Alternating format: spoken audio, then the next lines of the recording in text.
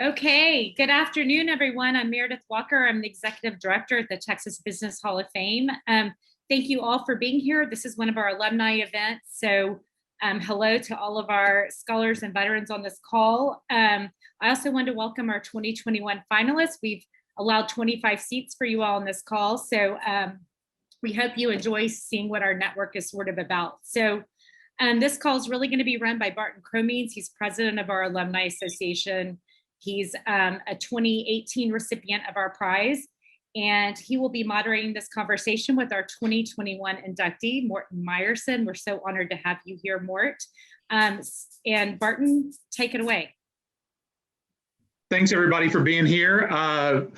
I'm hoping that you've all read Mort's bio before jumping on, but just a real quick recap for those of you that might not have committed it to memory. Mort is being inducted this year, 2021, into the Hall of Fame, and hopefully you've already bought your tickets. If not, this is a shameless plug for you to do so. But he is the current chair of 2M Companies, his family office, as well as the Morton Meyerson Family Foundation.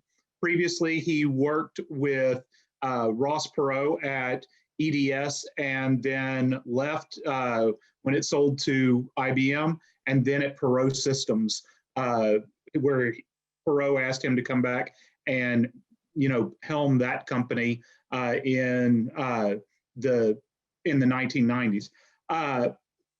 So one of the reasons for this call, obviously leadership, but one of the things that kind of hit a few of us was 25 years ago, Mort wrote a column for Fast Company, and it was entitled, "Everything I Thought I Know About Leadership is Wrong."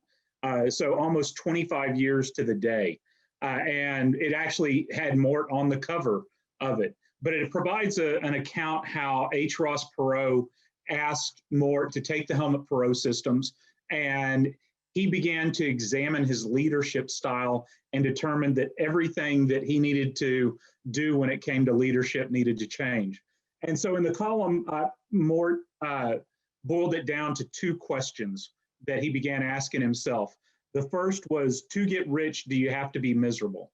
And this addressed whether the primacy of financial performance and the use of monetary compensation and awards to obtain financial performance was what he should be focusing on when it came to leadership. And then the second question was, to be successful, do you have to punish your customers? Which I think he penned before Frank Benak with Hearst did the term leave something on the table. He said that they never left anything on the table. They went in, they provided great services, great products, but they took everything that they could, and it was a really miserable customer experience for some. So started asking himself, is this the way that it should be? And in the end, when he worked with his own leadership team and began asking those two questions, they came up with a framework of three different things for leadership. The first was make sure that organizations know themselves and that the person at the top embodies those values and focuses on the human relationships between the team and the customer. The second was always pick the right people for the organization and create an environment in which they could succeed. And the third was be accessible for two-way communication that's honest, open, and direct. Well, those were lessons that he started learning between 66 when he went to work with Perot and 96, took about 30 years. And here we are 25 years later. So the question, we want to start asking Mort some questions, and then we'll have him talk a little bit about it and open it up to y'all. But Mort, when you penned this, you documented some of the reasons that caused you to question your leadership. And I'll quote from the article, technology, customers, the environment around the customers, the market, all had changed. The people in the organization and what they wanted from their work had changed. And we're seeing that and hearing about that more and more today, 30 years later. We have an entirely new generation in the workforce. They have significantly different values and priorities. And we're coming out of a pandemic that's changing our workplaces and the interactions. So the lead-off question here is, how has that three-pronged framework that you came up with stood the test of time, and how might you adjust it or add to it to make it stronger and applicable in the future? Or did you just come up even then with, hey, this is something that's, it'll go no matter what happens. These are the three things that we should pursue when looking at leadership. All right. Well, good afternoon to everybody, and thank you, Barton, for the question. Before I get started, I need to know how much time we have for this whole session, so I know how long my intro can be. Meredith? Go ahead, Barton. We're going all the way until 2:00. We have the intro scheduled for being anywhere from now to 1:15 to 1:20, and then we'll open it up for questions at that point. You take as long as you want, Mort. That's the real answer. You're the majesty. Yeah. I'm going to take as little time as possible. Welcome to everybody. I see people on here who are students, and I see a few old timers like me. So before I answer the question, Barton, I want to make a couple of comments, and that's leadership and what you do to provide for the community has been discussed since hunter-gatherers first wandered around and they had unofficial leaders. And 10,000 years ago, when agriculture came in and communities came in, it became more important. So I just want to underline that what we're talking about is not casual conversation. It's not just one more thing. To me, it's the heart of the watermelon. And I welcome the time that we're going to talk about this. My second qualification is I'm old. I'm 83 years old. That's good and bad. The good news is I've got experience, and I've failed in a lot of things and learned from those failures. The bad news is I can have false memories. When I look back, how great it was when I played football, I've forgotten the bruises and the broken bones and so on and so forth. And the same thing's true in business. So this article that I wrote that was published in '96 that we're going to start discussing, at least that'll be an opening thing, was a point in time. And the fundamental question is, can we use the lessons learned in that article and say that spans more than a year or two or a decade? And the answer is no, because things change, people change, organizations change, communities change, countries change, et cetera. And our country is a different place than it was in the 1990s, and the business environment. And I intend to discuss that a little bit. The last thing I want to say before I actually answer the question is I was an Army officer. And when I was in officer training, I can remember the colonel standing in front of a class of 200 prospective officers saying, "Are leaders born or trained/made?" And we debated it for several hours, never got to a conclusion. I've thought about that question ever since because it's got implications in business organizations and other organizations, nonprofits. And the answer is, I think, both. And I can give you examples of leaders who were not loved but were effective, and others who were loved and not effective, and et cetera. All right, now back to the question that Barton asked. I want to address that directly. I think a lot of the conversation around businesses and organizations today, a lot of it has to do with effectivity and are the giant tech companies taking over everything and what's happening with the haves and have-nots, et cetera. These questions were around, but not so loud in the 90s. What I want to focus on is what the business leader in an organization has as a responsibility area, so to speak. In EDS, I was there 21 years. I started as a trainee. I wound up as the CEO running the company. Barton made only one mistake in his comment. It was not bought by IBM. EDS was bought by General Motors. And when we were bought by General Motors, I became the chief technology officer for General Motors worldwide, meaning they put their technical people under me. And I, for 3 years, flew around the world and dealt with that. The issues that I dealt with General Motors were roughly the same as what I did at EDS. And the questions that I asked in the 96 article, I think were appropriate and relevant at that time and still are, but I'm going to frame it in a different language so it gets more contemporary. The current phrases that I hear about businesses is the objective or purpose of a business is to maximize shareholder value. I've heard that 10,000 times. When the new CEO of IBM took over, this is some time back, the company was failing.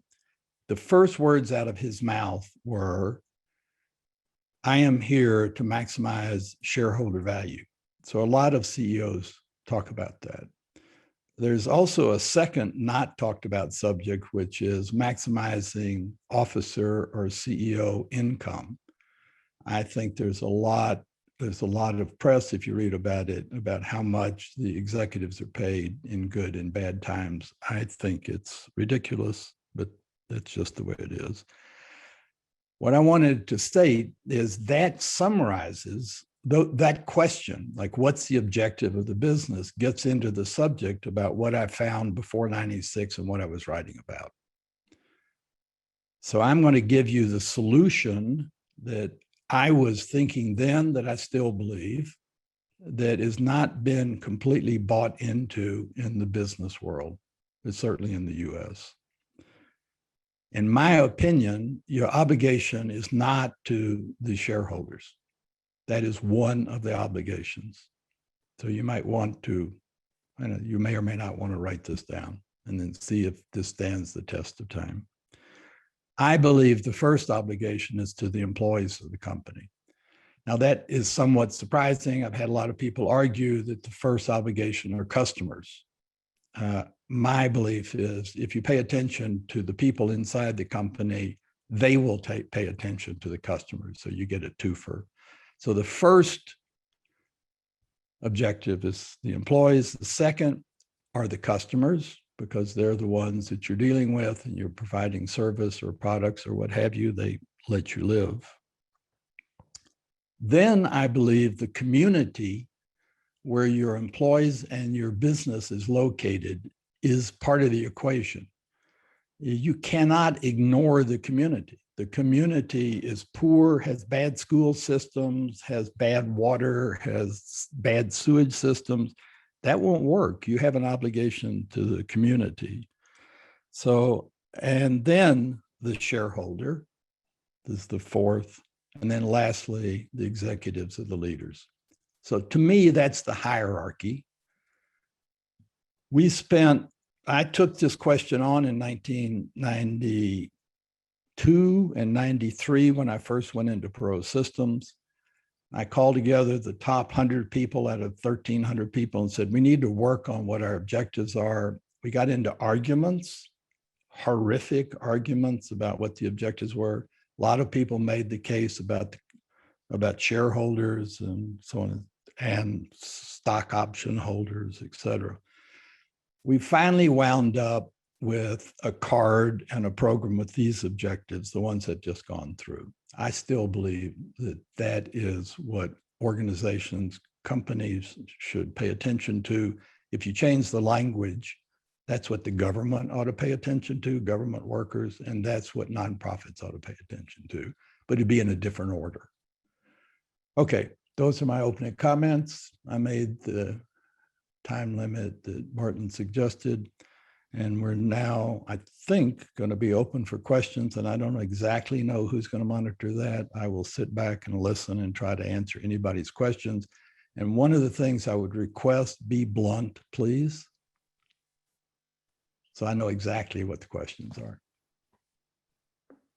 All right, folks. Well, let's open it up for questions.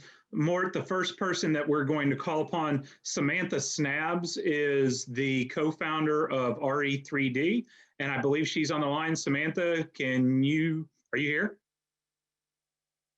You know, I said that, Barton, and then we might want to move to, oh, Samantha, there she is. Oh, good. She's okay. there.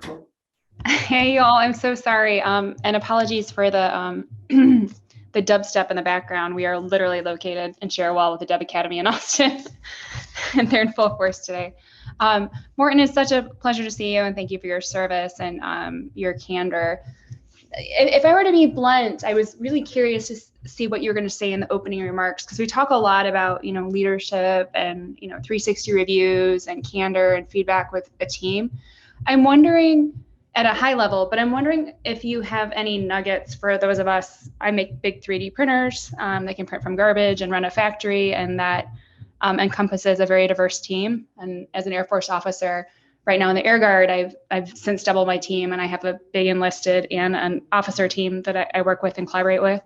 I'm just wondering, as you scale in leadership, obviously you may or may not have as much touch with people down to the line level, but an effort to create, an open environment and to support, candid dialogue with your team.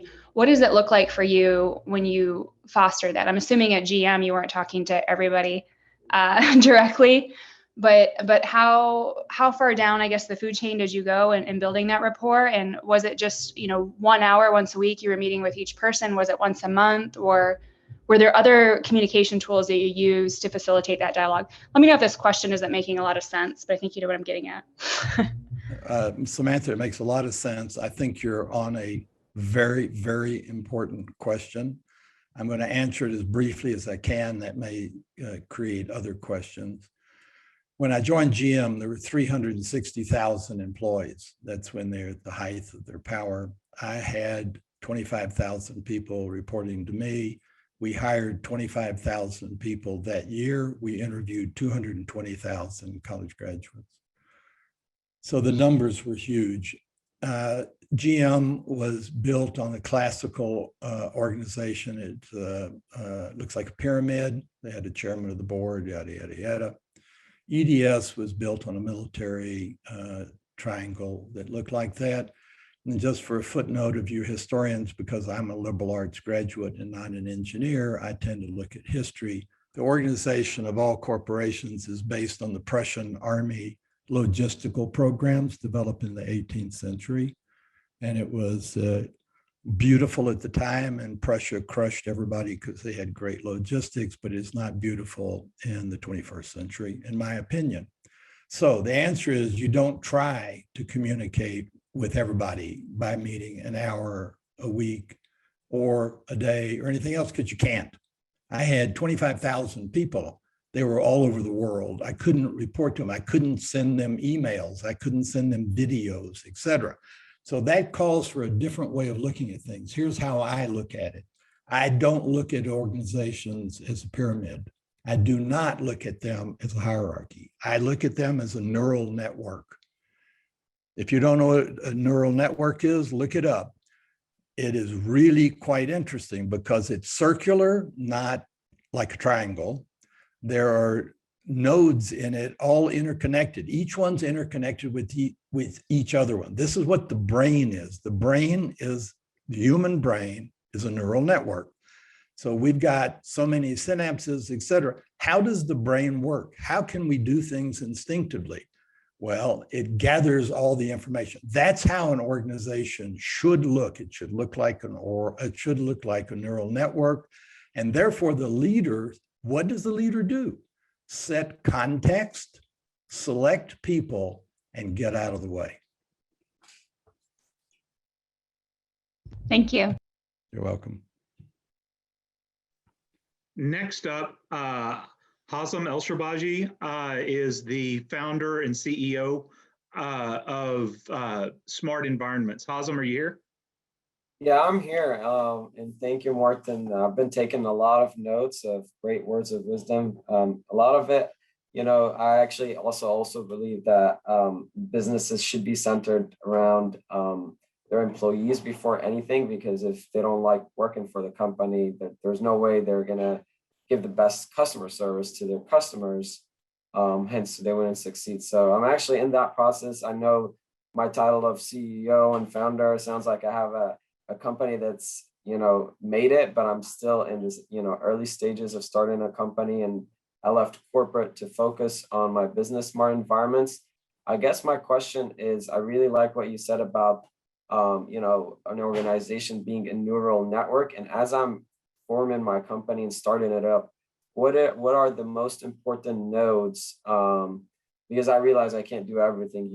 How do you go about starting to create that team of nodes with limited resources? Do you prioritize sales, or do you prioritize relationship and trust in kind of your selection of a partner as the next node that's going to grow to the company? I don't know if my question makes sense, but it's something that it's been taking a lot of thought from me. Yeah, makes perfect sense. I think it's a very good question. I'm going to reframe the question so I can answer it. Yeah. I think in business, leaders and people in the businesses get fascinated with things, ideas, technologies, whatever's that are inanimate. The converse to that is to think about people and the human side of it. Like when you're dealing with the customer, is the customer a unit, a sales target, a quota, or is the customer a set of human beings that are trying to be successful and they're trying to provide service or products to their people? I think you're better off thinking them as people rather than a thing. So therefore, in answer to your question, I would suggest that you think about the neural network, since you glommed onto that idea. How do you people the network? So the better you select the talent and the character of the people that go into the nodes, then you'll be fine. And that way you don't worry about, this is a sales node, this is a production node, this is a distribution node, this is a data node, etc. Think of it as people nodes. Right. And then if you think of it as people nodes, so you'll select the very best people that you can, put them in there, then what does it, this is really interesting. I already said in a sentence before, which I hope you heard, set the organization, get the best people, do the best things you can do, and get out of the way. Out of the way, yeah. And let them do it. So then you might say, well, what job does the CEO or the leader have? Well, the CEO or leader actually has a job of setting context and community and things of that nature. So if you think about that, if that's what you set and you select the best people and you allow them to communicate and you set targets that are jointly set, not you arguing, we have a goal of 22%, et cetera. You have a meeting and you say, okay, what can we do? How can we stretch, et cetera? Right. If you do those things, it'll work out. That's beautiful. Actually, that gives me a lot of context to making my next decision. Thank you so much. But I wish you luck with it. Thanks. Holt Doris, are you on the line? Holt's founder and CEO of Town North Clothing. Yes, thank you, Morton, for your time today.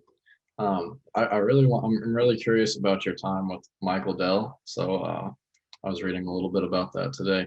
And so what are some of the most important lessons that you taught Michael?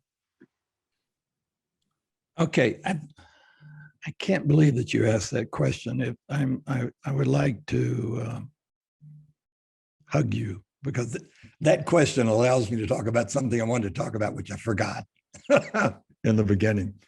All right, so the short version of the Michael Dell story is, and it takes too long to tell the long version. He was 19 years old. He had a new company they were manufacturing, they were assembling, not manufacturing PCs. PCs weren't popular at the time. And I don't even know how Michael found me, but I retired from General Motors. I was working with Richard Rainwater in Fort Worth, helping him with investments and doing some investments for our foundation. And he called and asked if I would help him. I told him no, I didn't want to be a consultant. And he said that he wanted to come see me. So I said, fine. So he flew to Dallas or drove to Dallas. He's 19 years old, comes in my house, says, I'd like you to help me. I said, look, Michael, I'm not a consultant. I don't want to help you. If I could do it in a conversation, I'd be happy to do it. He said, this is very important, please. And I said, okay, so I have a test for you. I will help you if you'll give me $1 million of your stock, your personal stock, not stock of the company, not stock options, your stock. Give me $1 million. It will go up and I will give it to charity someday. That's my qualification. He said, yes. Now, I can't believe that happened. I rarely tell that story, but it tells you that he was committed. Now, I used to go to Austin. I lived in Dallas at the time, although I'm from Fort Worth and was raised in Fort Worth. So I used to go to Austin. I would spend 3 to 5 days a month down there. And I fundamentally just went to meetings and stuff. I'll tell you the first meeting I went to with him, and I'll tell you the first lesson I taught him, which will give you an example of what I did. He had a 3-day retreat with his top team. I went to the meeting. I spent 3 days with the top team. They talked about strategy, tactics, sales goals, so on and so forth. I said nothing for 3 days. I just sat there, listened to the whole conversation.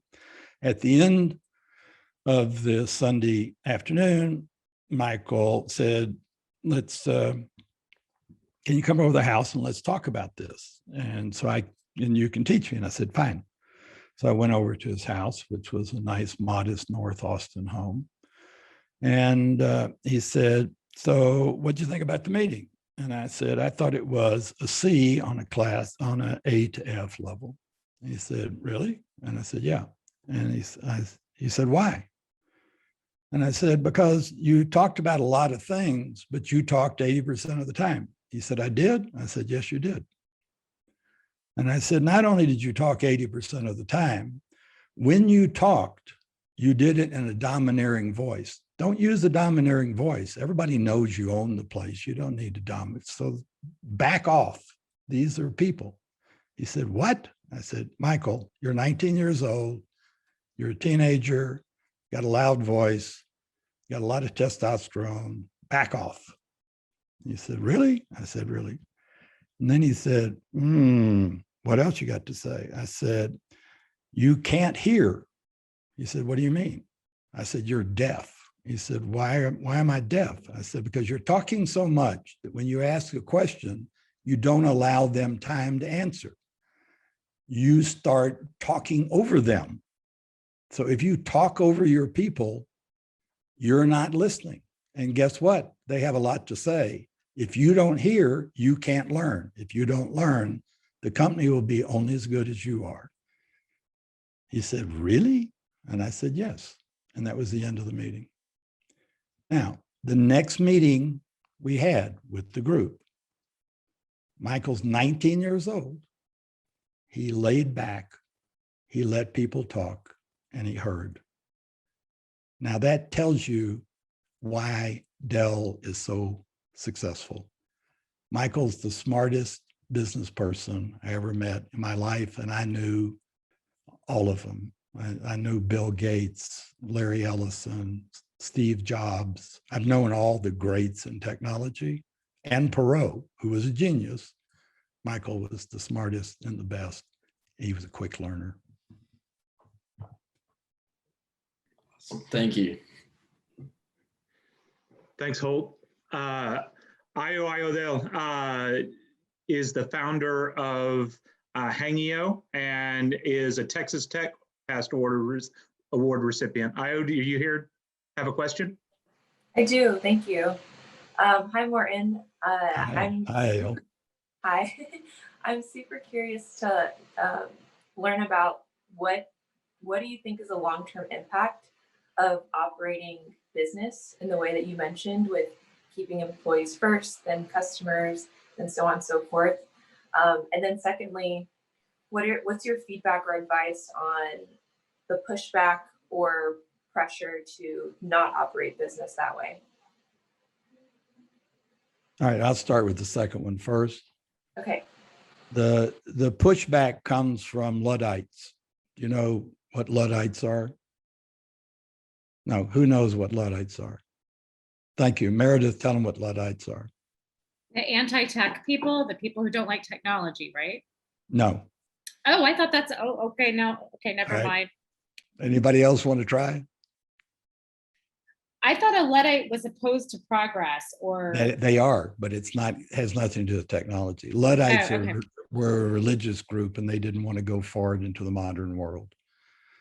So I would say that the people that push back to this idea, like, what are you talking about? We got shareholders, they're the first, we got to pay the executives, yada, yada, yada. They're Luddites. They're hanging on to an idea that was great in 1900s, and maybe I don't think it comes into the 21st century. I just think they don't know. They're not listening to what communities are saying. They're not looking at the question of have and have nots in the United States. That's a huge problem. And it's going to get exacerbated by corporations continuing to pay themselves big money, et cetera. They don't understand that leads to huge change. Anyway, just suffice it to say, the people that push back to this, they don't have to accept that exact 5 set in the order that I put it in. But if you don't accept that there is a community involved in a business and you've got to take care of all the pieces of the community, then I think they just don't know what they're talking about. So we can skip that. So what was your first question again? Remind me the language. Oh yeah, what's the long-term impact of running business the way that you prioritized it? All right. I've thought about this quite a bit. I don't really have an exact answer I can give you. I don't know whether it's 10 years, 30 years, whatever. I can tell you this much, that when I was in business, I was focused on what I called the 100-year corporation. I was not interested in something that came, flamed out and disappeared, or came and this particular cycle went away. I like businesses, although I don't like the business practices of Hershey. Like, they've been around a long time making chocolate, and I don't like the way that they're handling their money and so on and so forth, but I like the longevity of it.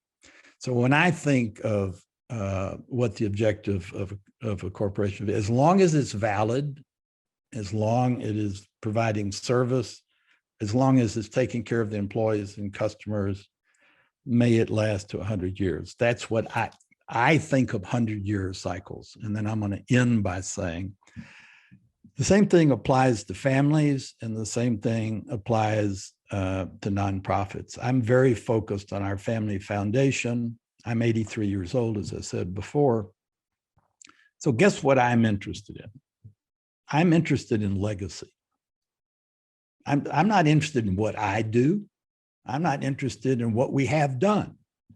I'm not interested in what we're doing now. I'm worried about my grandchildren. Will they be citizens of the world? Will they be citizens of the United States? Will they be true Texans? Will they share with people, or will they become trust fund babies?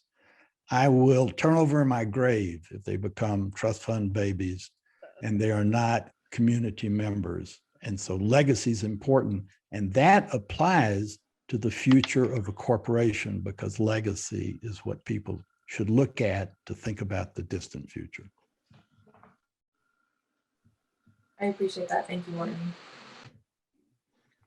Gaurav Sethi, founder of Campus Oven and a UT Dallas recipient of the award. Are you on the line? Hi, Barton. Yes, I'm on the line. Hi, Morton. Thank you so much for your time today. My name is Gaurav, and I remember I talked with you about this last year as well, and I'm one of the co-founders for Campus Oven, which is a college food delivery service. I know we had sort of a long discussion on this, but I guess now that we've sort of arrived at a conclusion, I feel like as a leader, especially of a startup, when you're young, there comes a point when you learn your own ambitions and goals and your colleagues' ambitions and goals sort of change. And you decide to sort of close up shop and you direct your efforts to the next big thing you want to work on. So as of this point, I remember last year you also mentioned that it's a really tough industry to sort of really grow in. So right now our goal is to sort of sell the company because we know we've created value, but I think it's also sort of an opportunity cost thing where we're trying to decide between sort of letting things go completely unfinished and just sort of dropping it where it is, or should we really continue to finish sort of the circle on making sure everything that we've worked on and what we've worked on our business, making sure that our business can potentially continue to create value under new leadership. So I guess really my question is, when do you decide between moving all your efforts to something and forgetting about something that you worked on and has a lot of value, or should you make sure that you take things to the last step and make sure you always you're making sure you're continuing the cycle of value to grow and not leaving things unfinished. We've discussed this before, and this is like an eternal question. Yeah. In relationships, let's talk about that. When you're in a relationship and you see it going south, how much energy do you put into salvaging it versus do you just cut it and move in a different direction? I can't answer that. You can't answer that. And there's no algorithm for that. Relationships are too complicated. Now that I've set the backdrop, I would say the same thing about the business. There is no set answer to that. It's a judgment call. And I would say in my life, in my business life, in my personal life, I have erred on the side of sticking with something. My father and my grandparents taught me stick-to-itiveness. You'll run into trouble. People are successful if they stay with it and they prevail. Now, I actually believe that that's true, because if you have people who at every nanosecond change their mind and go to do something else, they're like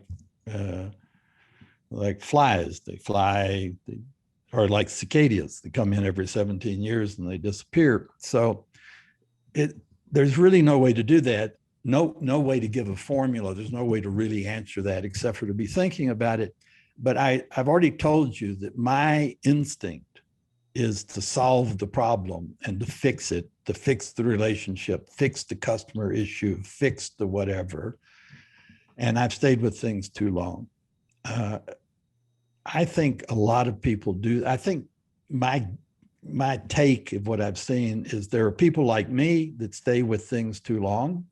And then there's fireflies that don't ever have stick-to-itiveness. They just kind of beep on and beep off, and they don't have the continuity in their veins. And the best you can do is try for the middle ground. But you got to examine the issues in the cold light of day. Am I doing this because I think I will look bad? Am I doing this for some psychological issue that I've got? Or am I looking at the real issues? And if you look at the real issues, it'll come to you. Awesome. Thank you, Morton. Sure.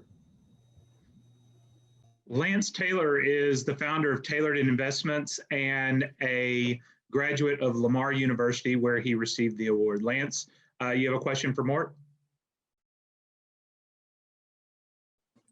Yes, sorry, I had to get myself off mute. Hi, Mort.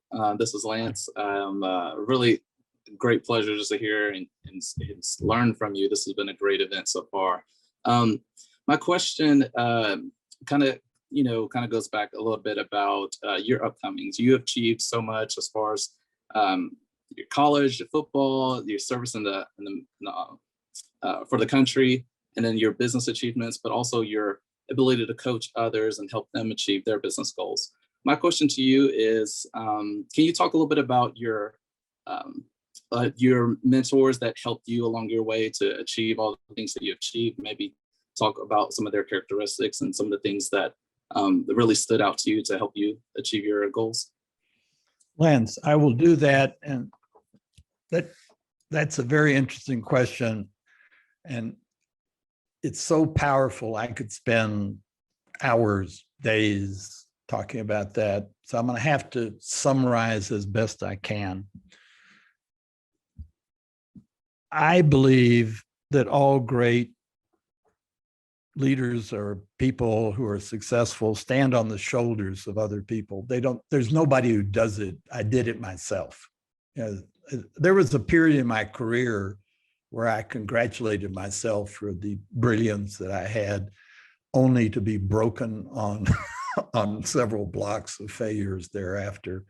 So I was very influenced by I had 4 grandparents that lived in Fort Worth. When I was a child, I was very influenced by my 4 grandparents.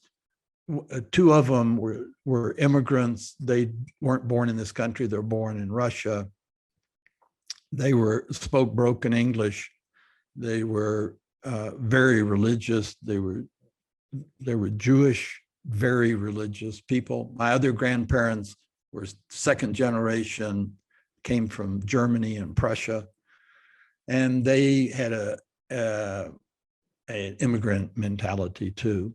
And I got great lessons from them. Plus, both my parents, who were 1st generation this country, born when they went to high school, and they were raised in Fort Worth. I got really lucky in my family. I paid a lot of attention and learned a lot from them. I also learned a lot from coaches. I was very athletic, spent a lot of time in sports, and I found good and bad examples as coaches. One of the coaches I learned the most from in today's world would be sent to jail because he was a masochist, not a masochist. He was pathological. He was so mean, but I still learned a lot from him. And in business, I learned from all kinds of people. My manager at Bell Helicopter, when I first left the Army, I became a data processing engineer, even though I had a liberal arts degree. And my leader was a high school graduate who had gone to the Army at 15 and been married at 16 and had no education, but was very good with computers. And I learned a lot from him because I had never met a person like him. The people, when I went to EDS, my first boss was an all-state football player, all-state baseball player, and was a straight A student and played for the U.S. Army football team. His name was Mike Maurer. He recently passed away. Mike Maurer was a gigantic person. He was bigger. You could blot out the sun. He was so big, but he was very, very gentle. I learned a lot from Mike because he was fierce competitor, and yet he was sweet-natured. I learned a lot from Ross Perot, who was a genius in his own right. And some things that he did, I greatly admired. Some of the things he did that I didn't like. I told him, but didn't make me very popular with him. But one of the things that I didn't like is that he was a very aggressive negotiator. And I think Barton said something about the idea of leaving no room, I think it's Hertz or somebody, leaving no room for the customer. Ross was, let's sweep the table, all the chips. That's how he negotiated. I watched that. I went to meetings with him and watched for a year and never talked, never said anything. I just watched the meetings. And then because I dealt with the customers, I saw the after effect. And that was when they didn't have a chance or were in a weak position, they would accept that. If they ever got to be strong, they would come back and they would resent it. I learned that. And resentment you never want in a customer. So I tried to share. I was a win-win negotiator. How much can I give you while I still win? And I'll just give you one example. The first contract I priced, I was a technical nerd, didn't know anything about business. And I came up with a way of pricing, which was not traditional for EDS. And I told Ross that we should make the price 5x what the company was spending. They were spending 18 cents and I wanted to charge them $1 per claim in Texas Blue Cross Blue Shield. Ross said, you can't do that. And I said, yeah, you can. And here's why. We can save them $1.50 and they pay us $1. They get free data processing and we make a fortune. That's called a win-win. I think I'll stop there. Chris Oliver is founder of Top Shelf CRM and an award finalist from UT Dallas. Chris, are you online? Yes, I am. Thanks. So I'll go ahead and ask my question. I apologize. My 9-month-old is in the background, so you might hear some random noises. That being said, my question revolves around capital. With startups, obviously, that's always a challenge. I haven't thought of the idea for the next Google or Amazon, so there's not a lot of unicorn valuation discussions that I'm involved in. But what suggestions do you have regarding raising capital? All right, I will give you a short answer here because this is, once again, it's a highly complicated question. You know, all you guys are asking very good questions that require long answers or complicated answers. I'm going to try to simplify. I'm on the other side of the equation that you're on. Our family makes investments with the hope of finding not unicorns. I mean, we'd love to find unicorns. I haven't ever found one, but we like to get 10x return. So if we put $1 in, we'd like to get $10 back over time. Now, why do we do that? Because we want to fund our foundation. So my entire estate is going to our family foundation, and the deals that I invest in goes to the foundation. So you might say, well, if it's going to a foundation, why aren't you happy with a 5% return or 10% return? And the answer is because I want to give more money away, and there's causes that I want to support. So if I were you in trying to raise money, try to locate people that come from a space that you're comfortable with. For instance, you can go to the VC community in Silicon Valley, you can go to Austin, you can go to Boston, you can go to these places. You can go to private equity firms, you can go to SPACs. There's a lot of SPACs that have been created, a huge number of SPACs. The problem with those avenues are finding a mutual respect between what you're trying to do and what they're trying to do. What they're trying to do is get a 20% return and get money returned in 7 years. That's their objective. And they don't really care if you sell marijuana or heroin. Not all of them, but I'm just saying that you got to be careful who you take money from. And you got to make sure that their objectives and their sense of the world is similar to yours. And a good place to look, and I would advise you to think about this, are family offices, because family offices have capital. And there are family offices that would deal in heroin also, or in opiates, as the famous family in New York did. And, you know, they just make profits. They don't really care. But there are a lot of family offices that are run like our family office, which is we have a greater cause and we're thinking about the community and issues that will make America and Texas a better place. Find people like that to take your capital from. I think you'll be happy. Thank you. You're welcome. Mohammed Alashi is the owner and founder of Synaptic Management and is a award recipient from UT Dallas. Mohammed? Hey, Mort. Nice to see you again. Good to see you again. I had a quick question just about what you do currently. So obviously you've made many investments in your lifetime, and wanted to kind of hear on, some of the people that you previously invested in, and what kind of qualities, at least for the ones that, were successful for you, what are the qualities that you feel like, propelled them to that success and had them really achieve what they did? And did you find any common traits between one or the other? All right. Thanks for the question. The answer is yes, yes, yes.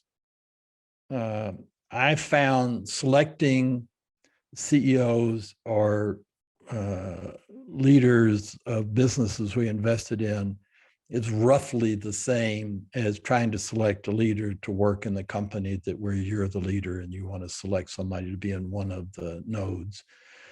Or if you're going to get capital from somebody, you would want to have somebody with similar interests. So I find that the characteristics of the people, tenacity, honesty, sense of community, et cetera, runs across who we invest in, who we invest with as partners. And I think that works out.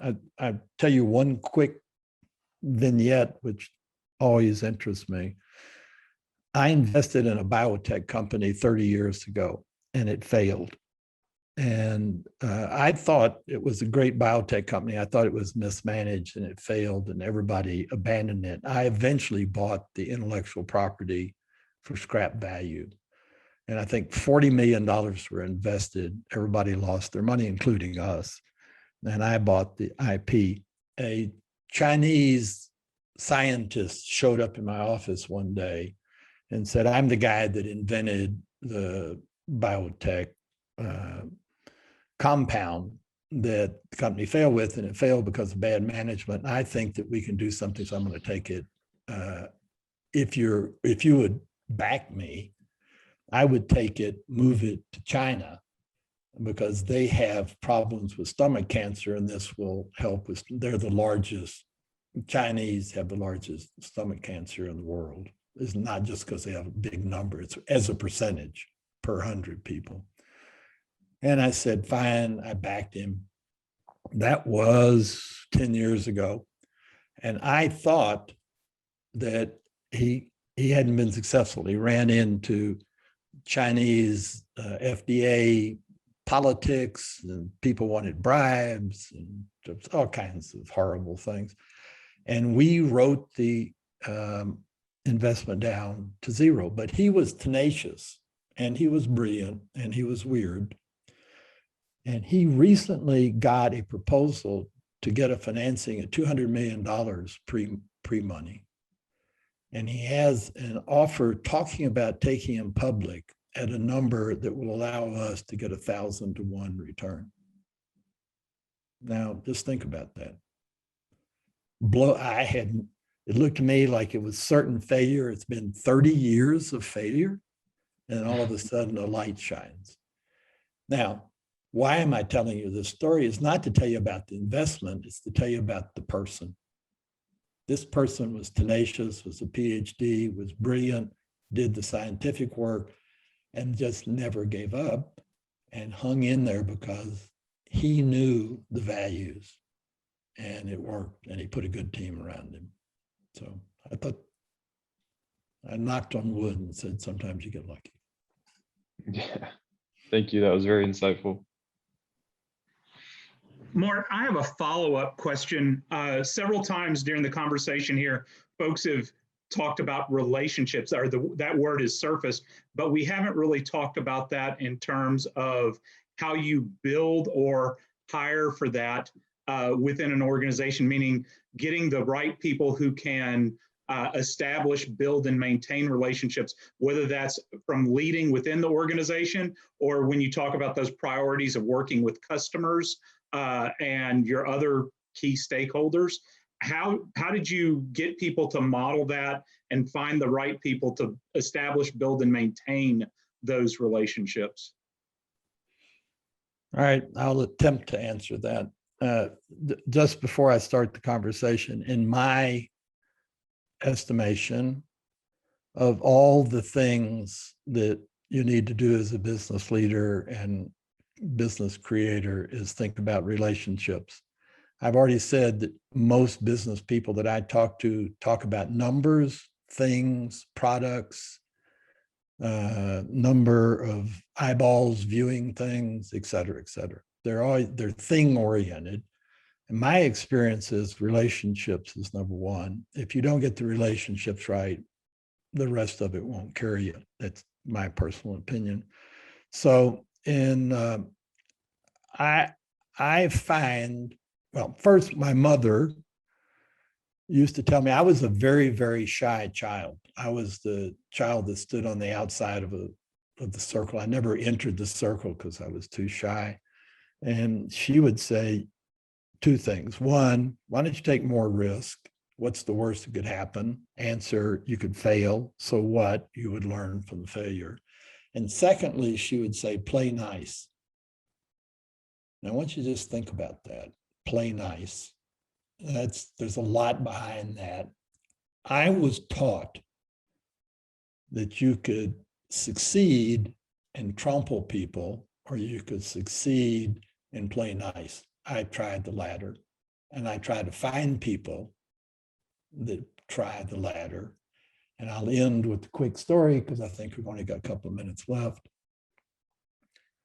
I did a review of all the transactions that I've done, which for something in the order of 400, 100 significant. Of all the transactions, the vast majority, like over 90%, came from a relationship that I had, didn't come from analytical work. The most important one, I got a call from a friend that I'd worked with on a civic case in Dallas. And the person called me and said, you should meet this young technologist who needs money. His name is Mark Cuban. And I said, who's Mark Cuban? Said, just meet him. And so Mark Cuban came to my office. This is when he was a very, very young entrepreneur. Fortunately, I had G2 or intelligence. I knew somebody that worked in his prior company. So I already had asked what kind of person is Mark Cuban, et cetera. He made a pitch, and it was one of the worst pitches I've ever heard in my entire life. He just was like, we're going to put Indiana basketball on the internet so that military people can listen to it. Now, can you imagine that as a pitch? It's the worst thing I've ever heard. I said, Mark, that's the worst pitch I've ever heard. It's a stupid market. And he said, no. He said, what I'm trying to do is I'm trying to put voice and then later video on the internet. This is very early in the internet days. I said, oh, that's a good idea. So I gave him money. I was his first investor. I made more money with Mark Cuban as an investor than I made in my entire career, my entire working career. And I didn't work on failed things. I worked on successful things. Now, why do I bring this story up? It's funny that Mark is going to go to the Texas Business Hall of Fame with me in the same class, and he's 12 years old and I'm 83. But other than that fact, how did I get that deal? I got the deal because a friend called me because he thought I was a good person. I made the transaction because I liked Mark's style. I didn't like what he said. There's a lot to be learned there, I think. It's 2:00. So Barton, do you have an end question, or I guess we should probably call an end, or? You could send me a check. In respect of everybody's time, yes, and that was a nice note to to end on, Mort. We Yeah. really do appreciate your time and all the insight you've given us on leadership. Folks, this will be up on the website here shortly. And then also Stephanie's going to be posting snippets. You'll also have a chance to see Mort in October at the gala that's coming, or the induction ceremony that's coming up. So please plan on attending that. Anything else, Meredith? No, we're all good. Thank you so much, Mort. And thank Can I you all have- for Mort being has here. something else. I have 1 minute. Uh-huh. I want to thank everybody who stayed. I noticed about 6 or 7 people dropped off, hurt my feelings. Thank you for staying. It's number one. And number two, your questions were dynamite. You're asking questions that tell me why you're an outstanding group, because you're asking deep, hard questions that don't have easy answers. You'll find in life, they're the most important ones. Have a good day, and thanks for your time. Mort, thank you. Thank you all. You're amazing. Have a good one.